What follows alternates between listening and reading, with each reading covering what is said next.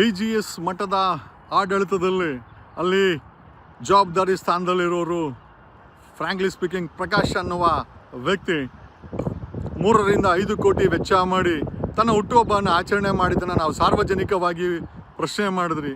ಇಲ್ಲಿವರೆಗೂ ತಮ್ಮ ತುಟಿಯನ್ನು ಬಿಚ್ಚದ ಶ್ರೀ ನಿರ್ಮಲಾನಂದ ಸ್ವಾಮೀಜಿಗಳವ್ರಿಗೆ ನಾವು ಕೇಳೋವಂಥ ನೇರ ಪ್ರಶ್ನೆ ಏನು ಅಂತಂದರೆ, ಈ ಮಠವನ್ನು ದಾನ ಧರ್ಮ, ತೆಂಗಿನಕಾಯಿ, ಅಕ್ಕಿ, ಬೇಳೆ, ಜಮೀನು, ಹಣ ಕೊಟ್ಟು ನಿಮ್ಮ ಪಾದಗಳನ್ನು ತೊಳೆದು ಪಾದ ಪೂಜೆಯನ್ನು ಮಾಡಿ ಕೊಟ್ಟಂಥ ದೇಣಿಗೆ, ಹಣ, ಫೀಸು ಇವತ್ತು 500 ಸಂಸ್ಥೆಗಳು, ವಿದ್ಯಾಸಂಸ್ಥೆಗಳು 2 ಲಕ್ಷ ಮಕ್ಕಳು ಅಲ್ಲಿ ಓದ್ತಾ ಇದ್ದಾರೆ.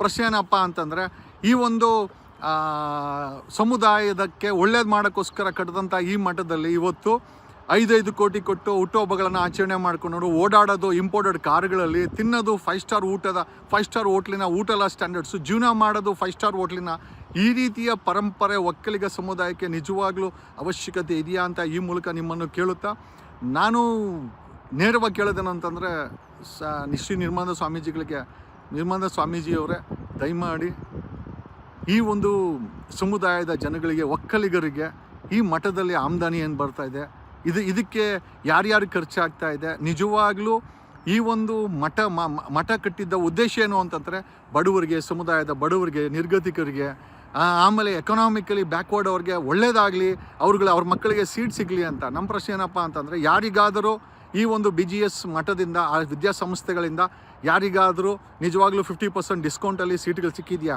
Medical seat, dental seat, management seat, engineering seat ವಗೇರ BBM ಸೀಟ್, ಅಥವಾ PU ಆಗಿರ್ಬೋದು, 10th ಆಗಿರ್ಬೋದು, ಅಥವಾ ಓದ್ತಾರಂಥ ಮಕ್ಕಳಾಗಿರ್ಬೋದು, ಯಾರಿಗಾದರೂ ನಿಮ್ಮಗಳಿಗೆ ಡಿಸ್ಕೌಂಟಲ್ಲಿ 50% ಡಿಸ್ಕೌಂಟಲ್ಲಿ ಅಥವಾ ಉಚಿತವಾಗಿ ಅಥವಾ ನಿರ್ಗತಿಕರಿಗೆ ಆ ಒಂದು ಮಠದಿಂದ ನಿಮ್ಮ ಮಕ್ಕಳಿಗೆ ಪೋಷಣೆಗೆ ಅಥವಾ ಓದಿಸಲಿಕ್ಕೆ ಸಹಾಯ ಆಗ್ತಾ ಇದೆ. ದಯಮಾಡಿ ಅಲ್ಲಿ ತಿಳಿಸಿ. ಯಾಕೆ ಅಂತಂದರೆ, ನಾವು ಮಠವನ್ನು ಪ್ರಶ್ನೆ ಮಾಡ್ತಾ ಇದ್ದೀವಿ ಸಾರ್ವಜನಿಕವಾಗಿ. ನಮಗೆ ಲೆಕ್ಕಾಚಾರ ಕೊಡಿ.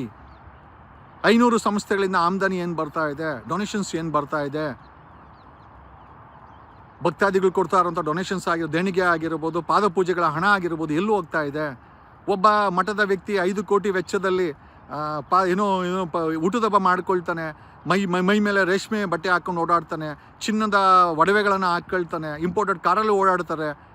ನಿಜವಾಗ್ಲೂ ಒಕ್ಕಲಿಗ ಈ ಮಠದ ಪರಂಪರೆಯನ್ನು ಬಿಂಬಿಸುತ್ತಾ, ಅಥವಾ ಇದು ಒಂದು ರೀತಿಯ 5 ಸ್ಟಾರ್ ಹೋಟೆಲ್ನ ಜೀವನವನ್ನು ಬಿಂಬಿಸುತ್ತಾ, ಮಠವನ್ನು ಯಾರೋ ಕೆಲವೊಂದು ಗುಂಪುಗಳು ಅವ್ರ ಇಂಟ್ರೆಸ್ಟ್ಗಳಿಗೆ ಅವರ ಹಿಡಿತದಲ್ಲಿ ಇಟ್ಕೊಂಡು ಅಲ್ಲಿ ಬರುವಂಥ ಆಮದಾನಿ ಆಗಿರ್ಬೋದು, ಅಲ್ಲಿ ಬರುವಂಥ ವ್ಯವಸ್ಥೆಗಳನ್ನ ಬಳಸ್ಕೊತಾ ಇದ್ದೀರಾ?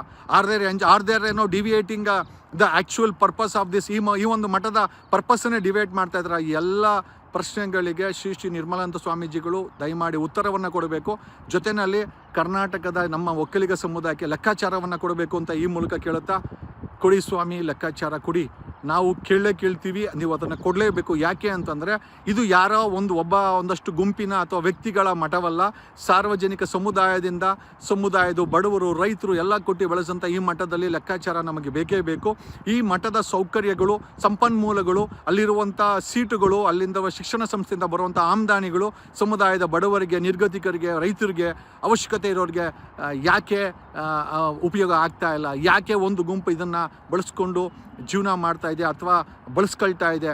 ಈ ರೀತಿ ಕೋಟಿ ವೆಚ್ಚ ಮಾಡಿಕೊಂಡು ದುಂದು ವೆಚ್ಚ ಮಾಡ್ತಾ ಇರೋವಂಥ ಒಂದು ವ್ಯವಹಾರಕ್ಕೆ ನಮ್ಮ ಕಠಿಣವಾದಂಥ ಪ್ರಶ್ನೆಯನ್ನು ಕೇಳುತ್ತಾ, ನಿರ್ಮಲಾನಂದ ಶ್ರೀಗಳೇ ನಮಗೆ ಲೆಕ್ಕಾಚಾರ ಕೊಡಿ. ಯಾಕೆಂದರೆ ಸಮುದಾಯ ಕೇಳ್ತಾ ಇದೆ, ಸಮುದಾಯದ ಪರವಾಗಿ ನಾನು ಕೇಳ್ತಾ ಇದ್ದೀನಿ. I am asking on behalf of the community ಅಂತ ಕೇಳುತ್ತಾ, ನಿಮ್ಮ ಬಗ್ಗೆ ಸಂಪೂರ್ಣ ಗೌರವ ಇದೆ, ನಿಮ್ಮ ಪಾದಗಳಿಗೆ ವಂದನೆಗಳನ್ನು ಹೇಳುತ್ತಾ, ಬಟ್ ಲೆಕ್ಕಾಚಾರ ಬೇಕೇ ಬೇಕು ಸ್ವಾಮಿ. ಇಲ್ಲ ಅಂತ ದೊಡ್ಡ ಮಟ್ಟದಂಥ ಹೋರಾಟವನ್ನು ಮಾಡಿ ಪ್ರಶ್ನೆ ಮಾಡಬೇಕಾಗತ್ತೆ ಅಂತ ಈ ಮೂಲಕ ಹೇಳಿದ ನಾನು ನಿಮ್ಮ advocate Jagadish from true life news channel.